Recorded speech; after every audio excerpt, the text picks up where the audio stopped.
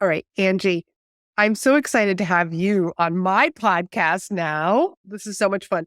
And I have got to tell, or maybe I should just let you tell a story. So Angie and I met in person Mhm. accidentally at an in-person conference just a couple of months ago. And I was probably being a little sassy Boston girl when I walked up to you, but I think I'm going to let you tell the rest of the story No, because it I was want to hear kind of your hilarious. version. If anybody's seen the video, you may notice that this little book is sitting behind me. This is my book, Permission to Kick Ass, shameless plug. And what had happened was I had just gotten the print proof back from the printer, and I had brought it to this event because my editor was there, and I wanted her to not only like be able to flip through it, see what the final product looked like, but also I had written, hi, shout out to Cindy Childress.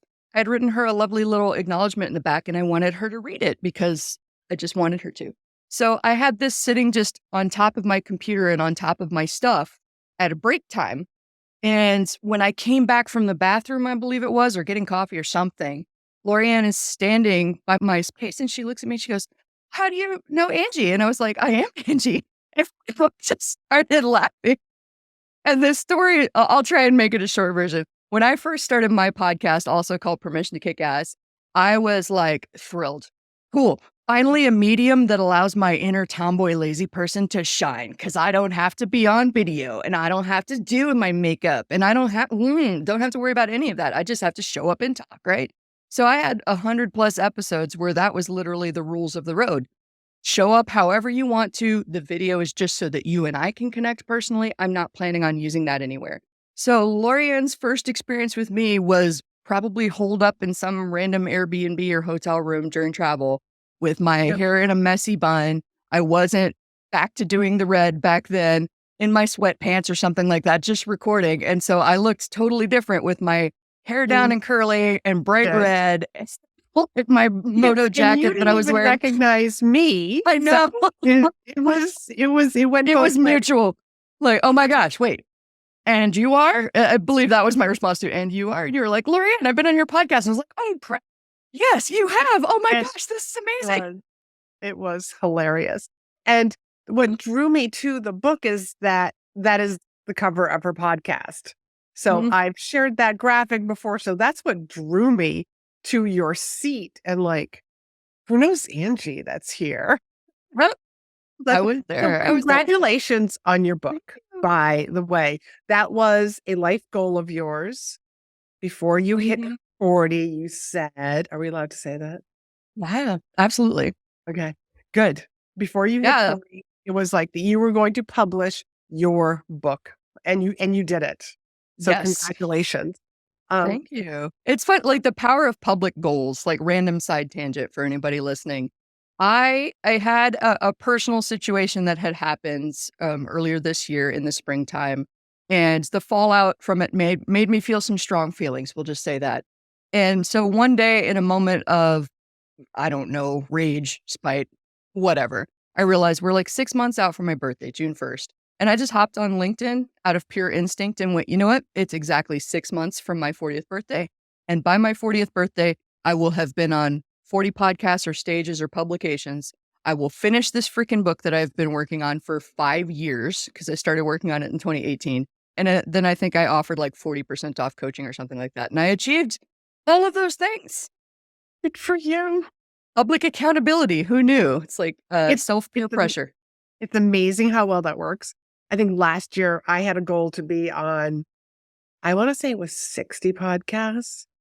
And it got to be September. And it was one of those things like, if you don't look at your goals often enough, you will forget about them. Well, guess what? I had done really well in the beginning of the year.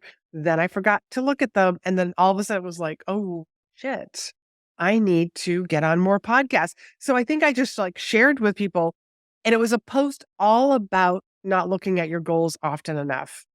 Mhm. And so I had a lot of people who just like piped in and said, you can be on my podcast. I can introduce you to somebody. I mean, you're right. The power of sharing your goals, people Mhm. want to help. People Oh absolutely yeah. want to help. Well, Um, I had like some super early momentum. Sorry, this is just gonna be like side tangent show today, if that's okay with you. that's Um, okay. I had some super early momentum. I think I booked like 20 things, no problem. There goes Stella. And I think round about August, I went, oh, I got to get serious because it has slowed down seriously. And I don't know who else to ask. I've pretty much tapped out my network, or at least to me, because I don't like to, who likes to feel like a bother? I was probably playing it a little bit safe. But I did reach out to a few people and I said, I'm slowing down on the bookings and I don't know what to do. And I'm a little bit frustrated and a little bit nervous. I'm not going to hit my goal. And so a few people independently of each other recommended this service called PodMatch. And I joined it on a Friday. I distinctly remember this. I filled out my host profile and my guest profile on Friday. And on, I think it was just a couple days later, Monday, I had to shut it down on the host side because I got inundated with applicants and I could not keep up with the volume of requests to be on the show. And I got some good guests out of that. And then I learned a lot about people really aren't paying attention or trying very hard when they're pitching to be on shows. I imagine you've dealt with that, helping people to get ready for stages. Like if they're not doing enough work on their pitch, then they're probably struggling to get on stages. And that turned into me saying something online in which you and I were talking about this before. The founder of PodMatch saw my post about I had to shut this down because I got inundated. Then he asked to share that with the team. Then he invited me to speak for Pod Talks. And so like all of these things happen when you just put yourself out there. That's the point of that ramble. Thank you. But thank you for sharing. So we're going to I want to talk a lot about your book because I believe that a book is another stage. It's another form of visibility. It's another form of authority. And writing a book, because I've written a couple and I've got several workbooks that kind of go hand in hand with what I used to do, which was leadership and emotional intelligence and corporate engagement. But it's not a small endeavor. And you're putting yourself out there. Mm-hmm. Like I You- said, 5 years in the making of overthinking, of agonizing, of realizing that freaking third section is just not working, but I don't know how to fix it. Like it hits different when you're putting it down in print. We were talking about that before recording too, because there was another speaker in the audience at this Limitless event that we were at who said the same thing. Like, give me a microphone, put me on stage. I will tell the stories. I will hold the audience captive. Like, we're going to do this. We're performers, right? Tell me to put it in a book and I'm going to be like, is this the right story? I don't know. Well, look, but if I did it. And I speculated before we started recording that maybe it's because I can't see the interaction. I can't feed off the energy. I just have to put it there and let you take it and let you take what it will, or take what you will from it. And that is truly frightening for somebody that feeds off the image. True, but they're just these words. Mm-hmm. And depending on how you decorate the words or create the environment or the emotion, you're right. The reader is just going to read them. I mean, it's different because when we're on stage, we have the power of pausing our voice, slowing down our voice. We're actors and actresses on stage as we convey these stories and relive these stories. Whereas the reader, we don't even know what they're thinking of also while they're trying to read your book. Yep. And I think the other thing is that you hit on, the reader and in the audience will take away the lessons that they need right then and there, whether they're seeing you speak in person right live or they're reading it. Everybody takes what they need away. Yes. Well, and to go back to something that you said earlier too, it's such an endeavor. It's not just the choice of stories. It's also the physical act of putting a book out there into the world, which even with the technology that we've got these days is still pretty complicated and has lots and lots of steps. I mean, I had to pull production on the first publisher. I'm self-published, but I had a publisher because my ultimate goal is to be in bookstores. And I don't know if they allow it, but wouldn't it be great to see Permission to Kick Ass on the shelf at the airport? Get on a plane, Permission to Kick Ass, right? And so I had a self-publisher that when I got the print proof, critical part of the process, there were so many issues. I wrote into them and said, how do we fix these things? There's nothing in the help literature that tells me how we address these print quality issues. And they basically said, deal with it. And I went, what? No, I'm asking people to pay $25 for paperback. It's Let it be a high quality paperback, one that feels good in their hands, not one that reads like crap. So that was 2 months before my go live date that I had to pull publication from them and go entirely to Amazon, which I did not want to do. And I still don't have print distribution to bookstores. It's such a daunting process to put it out there that now I understand what people say when they're like, putting a book out there is an authority play because not everybody will do it because it's hard. Yeah, it is hard. It is hard. But you can get into independent bookstores. Yeah, I mean, absolutely. obviously by, like going up to them and asking. But I'm going to share a secret. And I've never tried this, but you almost I'll have to take it. get a bunch of your friends to do this, is for them to walk into Amazon and say, I'm looking for the book Permission to Kick Ass by Mhm. Angie Cole. If enough people keep doing this over and over again, or even by phone, they start to be like, what is this book? Yeah. And I got that tip from an author. Mhm. God, I wish I could remember exactly who that was, but there's a little Try that. freebie tip with anybody. I mean, it's a little bit of grassroots, but, Mhm. could work. Well, I mean, that's exactly how the Chicken Soup for the Soul guys, Jack Canfield, got started. They just took their self-published book of essays around to stores, and I can't remember exactly the number, but he said they must have had thousands and thousands of conversations just to get those books onto the shelves, and now it's an empire. So, like, sometimes you gotta be the one out there pounding the pavement and selling your Mhm, message, mhm. not waiting for people to come to you with offers. That's so true. It is so true. And I think when it's our art and it's our message, it's like, that's why I'm doing this. Doing this because Exactly. I want to get this message out there. So why did you write Permission to Kick Ass? Oh, I jokingly, not so jokingly, call it a love letter to a younger me. I I love am, and hopefully that. this, thank you. It's everything I wish I had known about a creative service business. Specifically for me, I was a copywriter, but I think this applies to a lot of creative businesses, graphic design, photography, even cake baking, dancing, things like that. I didn't know what I didn't know about business. And I didn't know what I didn't know about copywriting when I kind of fell into it. And so I just stumbled and fumbled my way forward. And here's the interesting thing, not a lot of people know this about me because I don't really talk about it publicly. I have a master's degree in business. So, like, I had an actual business education before going into this, and I still fell onto my face the first time, and wiped out pretty hardcore, failed pretty miserably the first time I tried to freelance because I didn't know what I didn't know. And now, with time and perspective, it's been over 13 years since that happened, or for over 13 years since I first got started in this industry. I realize we don't have a business education system in most of the world, certainly not in the States. We're all raised to, follow the steps and get the good grades and follow the path that's been set out for us and be good little workers and keep your head down and do all the things. And maybe someday you'll be promoted. So all we have to solve problems is an employee filter, as I like to call it. We don't 100%. know how to think like a No. business. Yeah. And so a lot of this, I think, is about mindset and shifting your thinking. And it still kind of makes me laugh these days because you've probably seen this online where somebody says, here, got this art that I made or this book that I'm selling. And inevitably, some Yahoo in the comments is like, well, if you really loved it, you wouldn't charge for it. Or, oh my God, that's so expensive. Why do you charge for that? And I'm like, because they understand business. Yeah. And If you don't have you're to like, buy it if you don't like it. we're not going back to the barter days. Like, what would Yeah. you give me then in exchange for this? Because you want it. Like, nothing is ever for free. Mhm. Nothing is ever for free. Exactly. There's always some sort of exchange of value. But you're right. It's like, why? Oh my God. I remember about like a speaking event, and, like, they don't have the budget. And, like, a lot of times, like, I'm okay with that. Like, can I sell my books in the back? Are you going to give me a testimony? Like, there's an exchange of value here. And and I think I know that I've told this story on one of my previous podcasts, where the woman said, she goes, I'm too busy to write you a testimonial. So I said, okay.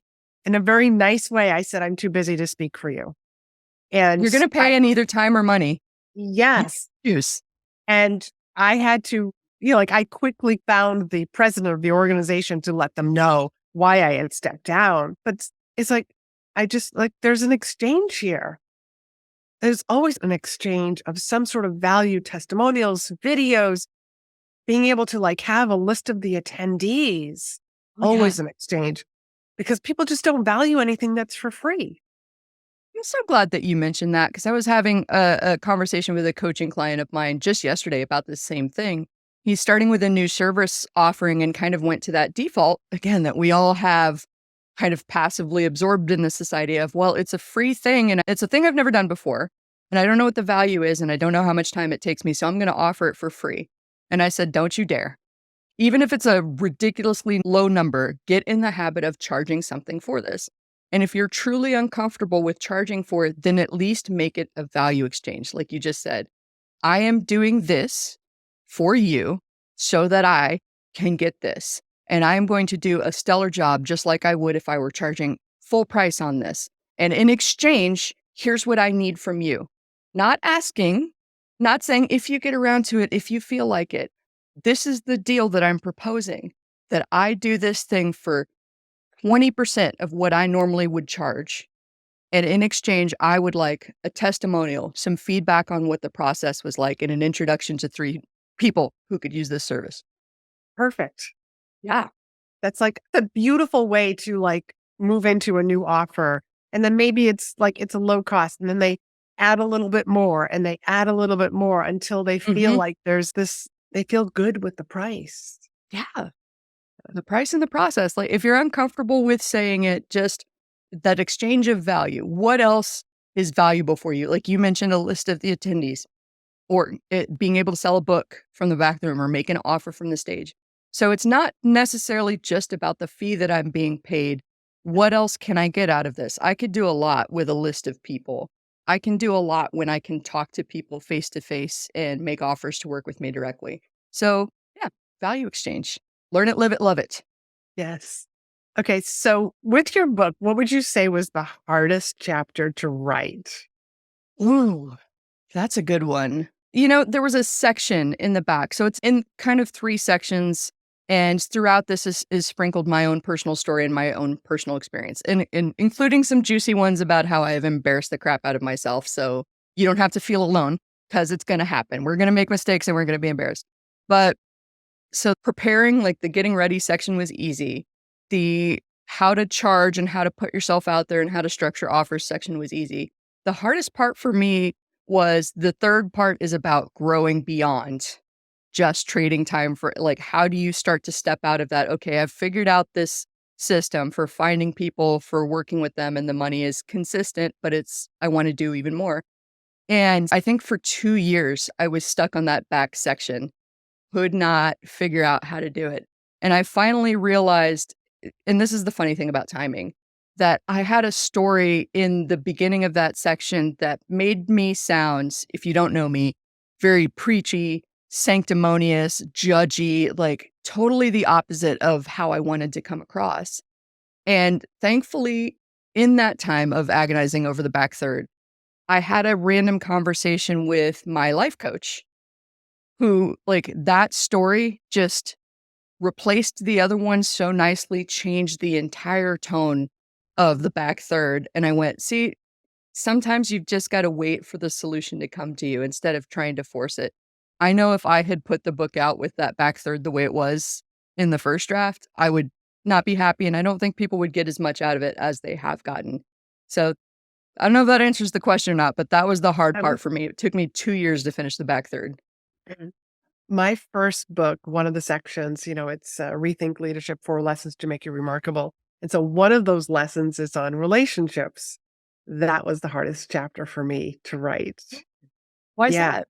And I think because like back then when I was writing the book, as like I look over at it, relationships was a hard thing for me, building them like career wise. So for me to like talk about it in the book, like I knew how important it was, but I just didn't have any good role models about how to Mm, network and build really good relationships without sounding needy at the same time also, yeah. and like, what can I get from you? So that was a hard, because that book was also written in like a chapter per lesson because it's short and sweet to the point. So like I could bounce around from writing it. I don't know how you wrote your book, but it was just like, what do I feel like writing about today? And I would go to that section. Yeah. But my second book was more of, they're both stories, but it definitely had a bit like a flow to it with characters. And when I talked about relationships in the second book, it was a little bit easier because I had already done that in the first one. And so that might surprise you because now I just feel like connection is one of my biggest or one of my highest values. I love Same. deep connections with people. I love supporting them, like bringing them on my podcast. How can I basically exploit you in front of my audience so that you get seen and heard by more people? That's Huh? basically, but yeah, and I just love having coffee chats and really getting to know people, which is part of the reason why I fell in love with live events as an attendee again. Mm-hmm. Oh, This same. definitely. Say more. Same. Your end. Like the interesting thing to me that you said, like we're both, I would say probably super connectors at this point and very skilled at nurturing and maintaining relationships. Like perfect, no, but pretty decent to the point where we've got capital stashed in all these relationship banks. And if we mess up, it's easily forgiven because they know our hearts, right? And I'm willing to bet that you, like me, had some moments where you were like, but I want to have a relationship with you, but like, how do I don't, and the answer is I've done a lot of reading and I've made a lot of mistakes.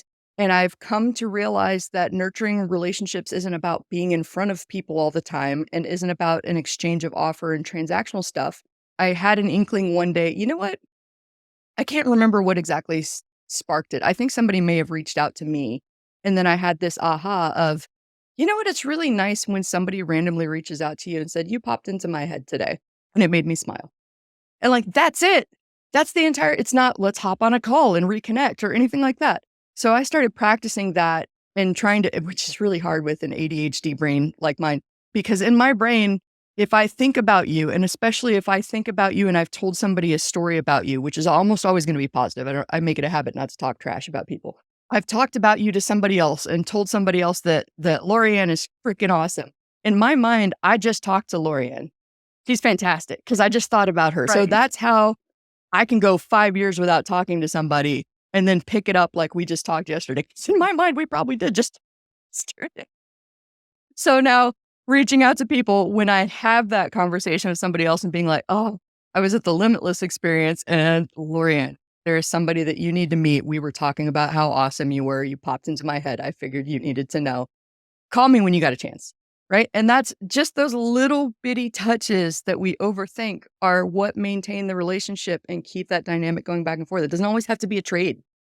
It doesn't always have to be traded. And that's so nice that you say that because you hear that from people who talk about networking and building relationships all the time in those little notes on the regular basis. But you're right. Like, I don't do it either, except like I got to be prompted. So maybe I need to like have a prompt or something.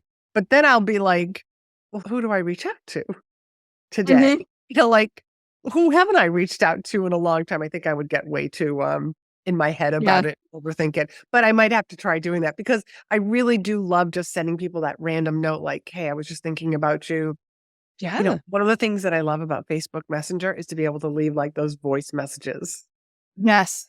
That's really cool. Like do whatever it takes to make it easy on you and just make it genuine without wanting something or expecting something in return. Like for instance, I actually met her through a friend of a friend. She came on the podcast, then we wound up working together and we have since become friends, even though we technically haven't met in person.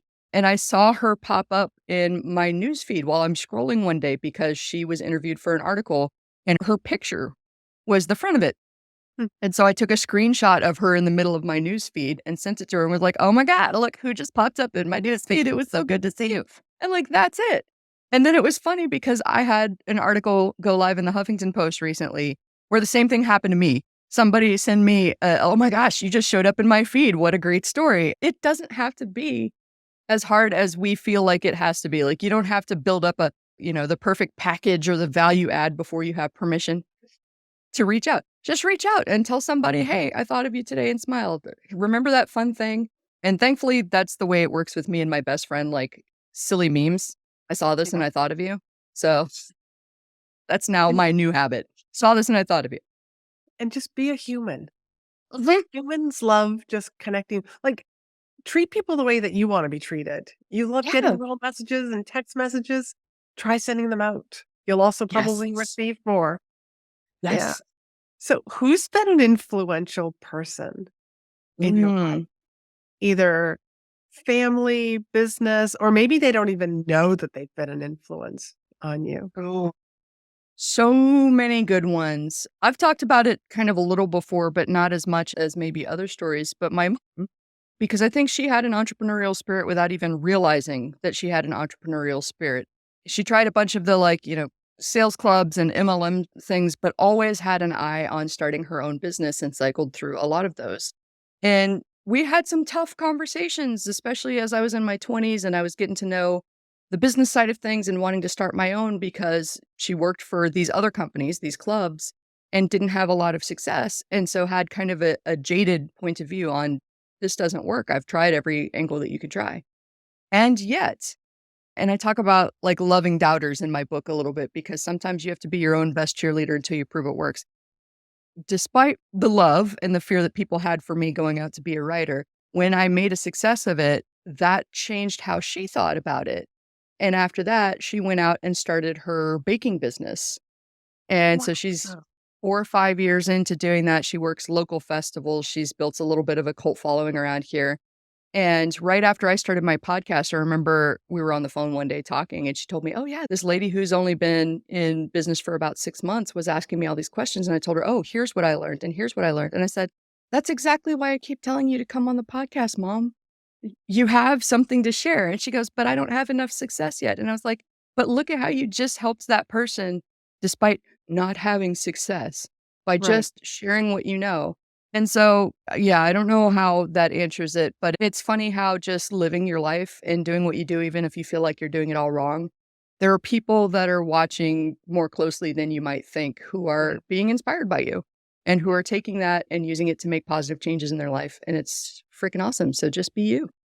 Maybe we'll have to make a petition to send to Mom to be on your podcast. Mom, she was episode 2. Oh, she was. She did come Yeah. on your. Oh, I'm gonna have to definitely go listen to that one then. Yeah, I had her on the podcast. I had to drag her a little bit kicking and screaming because she was uncomfortable with the idea of it. But when I launched the podcast, it was the week of her 60th birthday. And then I had her episode air on her birthday. So yeah, symbology, as Willem Dafoe would say. So, with your book, would you write another one, or do you see another one in your future? Oh, yes. I see this being a whole series. And I don't know quite what it looks like yet, but I know that it's Permission to Kick Ass, the brand, not just the book. I can envision Permission to Kick Ass at travel, Permission to Kick Ass at speaking, Permission to Kick Ass at finances. I don't know what it looks like yet, but it feels bigger. Oh, yeah. Congratulations! More I like books for that sure. because you're thinking like in a brand. You're Mhm. thinking bigger. Like, well, how could this one book be a part of something much bigger? When I wrote Rethink Leadership and Rethink Your Leadership, I was like, I'm going to become the Rethink girl. Kind of like Ooh. how Ken Blanchard was the 1 minute guy. I was Mhm. like, I'll be the Rethink girl. But it kind of just like, and now I'm in this different space, which doesn't mean I can't like rethink speaking, rethink your stages. You're right. Yeah. You might be inspiring me here now. I love See, just that. living your life. Well, and Living your life. I thought I was doing everything all wrong for years because the conventional wisdom in business, especially in creative industries, is to like pick a niche and become a specialist. And I could, for a variety of reasons, but mostly ADHD, could never really do that. And so I've had a lot of fits and starts over the years. Copywriting and marketing was really the only thing that I was able to stay consistent at. And as I kept trying to go out on my own, I would try this angle or try that angle, or I'll be a business coach or I'll be a leadership coach. Like I tried a whole bunch of things.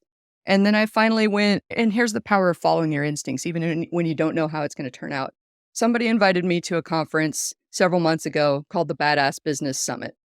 And I had only met this guy once through PodMatch. I was on his podcast and he was like, you should come to this. I'm going to be there. And I was like, sure. Checked in with the gut. Gut says, yes, Badass Business Summit is the place for me. I'm going to go. Shout out to Donnie and the crew.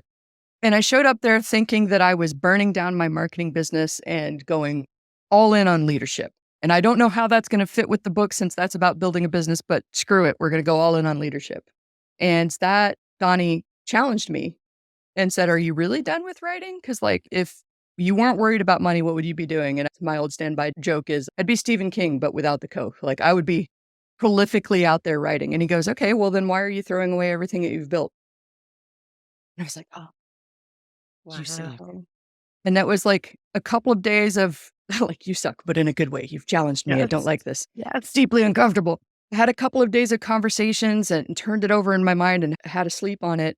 And then on the last day of the conference, business mentor for rule breakers and rebels popped into my head. And I was like, that is it. That is what the struggle has been for 7 years of trying to figure out how do I share all of this that I've acquired, this hard won knowledge without going, well, I'm a Facebook ad specialist. Or, I don't want to do that. I don't want to do that. I want to talk about holistic business and coming at it from a creative perspective of somebody that doesn't fit the molds. Like, I just don't. I've been told I'm too much or not enough all my damn life. And I want to do things my way.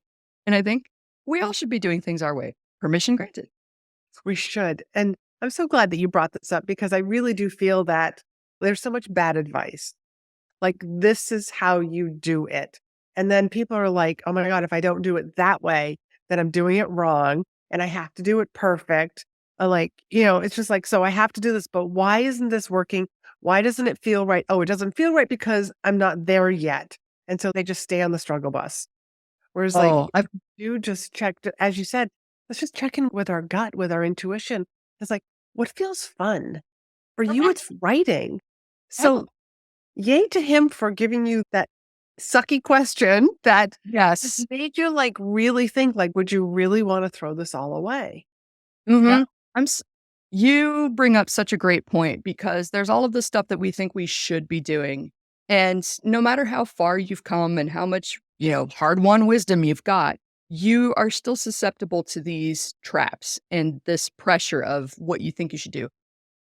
Laurie-Ann got to witness it at this summit because the main ask, I don't know if you remember, was I need help promoting my book. This launch is coming up and I'm super stressed out and I feel like I'm behind and the publication issues were just starting. And yeah, I think I was like 3 or 4 weeks out from when I was supposed to release this and I'm stressed out. Like my launch plan is not working. I don't even have links to send people to for pre-order because of how everything fell through. I'm super stressed out. And something clicked for me there and I went, you know what? I laid the groundwork. I've told people for 6 months this is coming. I've got the 40 days of content planned for the 40 lessons in 40 years, and I'm planning on being more visible. I've asked friends for help. I've been talking about it at business events like this. I've done what I can. And this is not the end all be all. Like, I'm not jumping off a cliff by launching this book on my birthday. If I make 2 sales, okay, I guess I made 2 sales. And we can try for a bigger push later when I've actually got all of these production issues and publishing issues solved so that I don't, you know, kill myself from the stress here. And the funny thing happened when I let go of it like that. And I said, what will be, will be. Here's what I've got planned. I even remember writing a happy birthday to me email to my list and programming it to send the day of my birthday. And like all of this was by design, guys, because I'm such an anxious person. I wanted the book to launch on my birthday so that I could deliberately be offline, not manically hitting the refresh button to see what I did. Like, did I not make instant Yes. bestseller? Oh my God, I suck so hard. So I went offline for most of the weekend with my family and celebrated. And then I started getting text messages from people. Did you see #1 new release in motivation in entrepreneurship? And I was like, wait, what? And I think my book coach at one point said, yeah, I just sent out an email to my list because I want people to get this too. And then she sends me a snapshot of where I'm like #4, #5, #6 in these entrepreneurship categories. And if you go look on the bestseller list, I'm beating out people like Simon Sinek and Todd Herman, who we saw speak at Yes. Limitless. Yes. And I was like, it was only 24 hours, but I beat those guys. And I That's did right. it by You letting did it. go and accepting that I did everything that I could and not beating myself up over not being able to do more than I could. So I don't know what the whole point of that story was, but there you go. Everything always has a point. It's about just like not being attached to the Oh, result. it's about Or what you think you should do. Because I thought I should have a big, like oh, Laura right, Belgray right. The style launch. beautiful launch. And And nothing went according to plan with my launch, and I still got on the bestseller list somehow and top new release. And those are things that are true. They are things that I did, that my book did, and I get to own that in perpetuity. It's fantastic. And I have to tell you, as somebody who, when I launched my second book, I kept hitting the refresh. And I remember like I was down in Florida and I just went to the pool and I cried. Mm-hmm. It's like, it's not working. I put so much work and effort into this. And why aren't these people like, why aren't you people buying my book that told me they would buy? You know, it did make it, Yes. I think, like number 5 that day. Yeah, not bad. It's certainly not bad. But I mean, that was like over time, but like you just put so much effort into it. And then it's just like, but so kudos to you to like, you just did it and you walked away because you're right. Mm-hmm. Did everything that you were supposed to do, and everybody else in the universe has to do their part. Yeah. I think So, that was part of the realization for me was that, in that if we go back to when I announced it publicly on LinkedIn, the goal all along was to publish the book by my birthday. The goal was not to become instant bestseller and change everybody's lives overnight. That was never the goal. The goal was to get this book done and out in the world by my birthday. And if one person reads it, I mean, yeah, I'm going to be a little bit bummed, but one person read it and hopefully they got something good out of it. Mission accomplished. And the and thought process behind releasing it on my birthday was exactly that. Happy birthday to me. I just hit a milestone. I just released a book. I'm going to go celebrate regardless of what it does. yes. Yeah, because it is a major feat to like finishing your book and finally putting it out into the world. So Mhm. the link to buy Angie's book, Permission to Kick Ass, will be down in the show notes. And if you're watching this on YouTube, it will also be down below. But Angie, why don't you like tell people like where they can find you, all that juicy stuff? Fantastic. Well, if you go to permissiontokickass.com, you can sign up for emails. That lets you know where I am in the world, when I'm releasing new podcast episodes, opportunities to work with me, all of that jazz. Sometimes just silly stories because I feel like it. I think the week after my birthday, I shared a picture of me and my siblings on a life-size Hungry Hungry Hippos game where you actually like you ride it like a motorcycle. It was hilarious. So I don't know what I'm going to say any more than anybody else does. So being on my email list is quite entertaining if I do say so myself. You can also find me on social media. Most places I'm either at Angie Colee or at Permission to Kick Ass. I've got YouTube. I've got the podcast Permission to Kick Ass. Check it out. Send me a message. I respond to all my own stuff. Would love to hear from you. Wonderful, wonderful. Thank you so much for coming on here, sharing your book and the wisdom behind it and the stories behind it. And it was just wonderful running into you, as comical as it was. Yes. It was probably one of the highlights of that conference for me. It was. It's such a good story. And just a further reminder to people that, like, you can still, like, we didn't recognize each other. Come on. And we're still here and friends and laughing, and it's okay. Don't disasterify it. It's okay. Just laugh. Just laugh. We're all human. We Yep. are all just humans living this beautiful experience. Okay, listeners, until next week, go and be in demand.